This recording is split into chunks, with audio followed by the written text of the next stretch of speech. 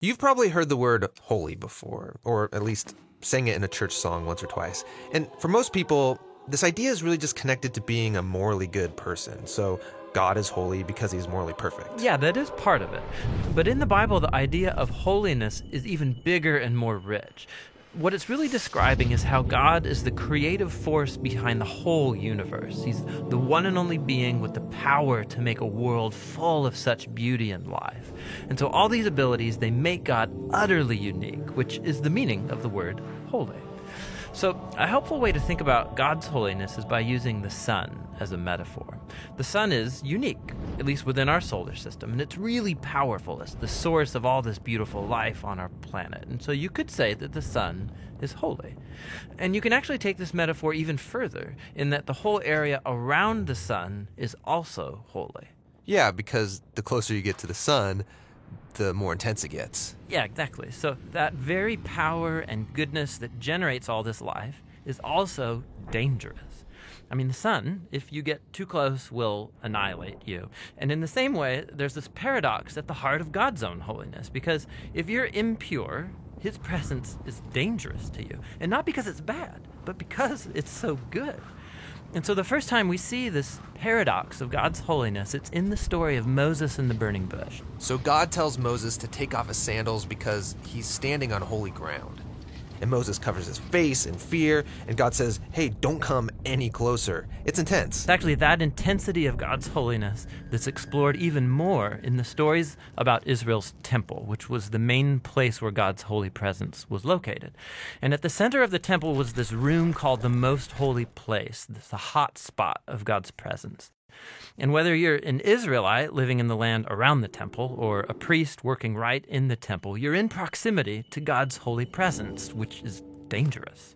Yeah, this is a problem. So how's it supposed to work? Well, in the Bible, the solution is that you need to become pure. So like being morally pure. Yeah, and that's easy enough to understand. But the Bible spends a lot of time talking about another kind of purity, being ritually pure, which is a state where you separate yourself from anything related to death, like touching things like diseased skin or dead bodies or even certain bodily fluids. All these make you impure.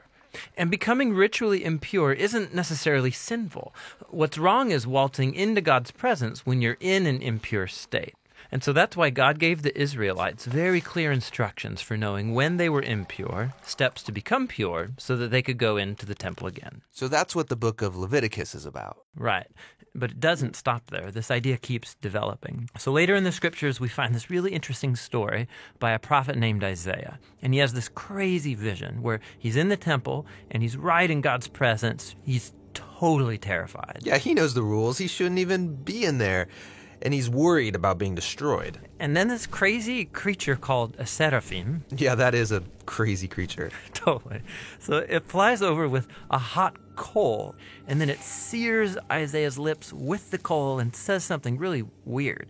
Your guilt is taken away, and your sin is atoned for. So this burning coal somehow makes Isaiah pure. Yeah, it's remarkable because normally if you touch something impure, it transfers its impurity to you. But now here's this new idea where you have this coal, this very holy and pure object, and it touches Isaiah, and it transfers its purity to him.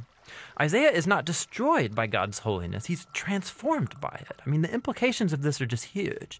But there's one more development. This time from another prophet, Ezekiel.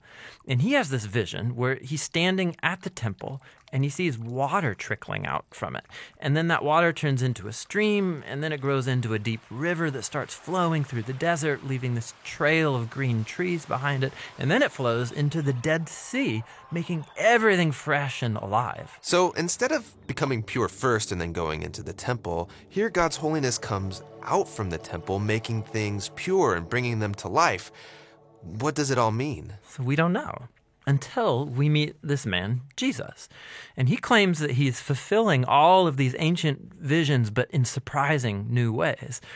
So Jesus, he went around touching people who are impure, people with skin diseases, a woman with chronic bleeding, or dead people. And when he touches them, their impurity should transfer over to Jesus, but instead, Jesus' purity transfers to them and actually heals their bodies. Jesus is like that holy coal in Isaiah's vision. Right.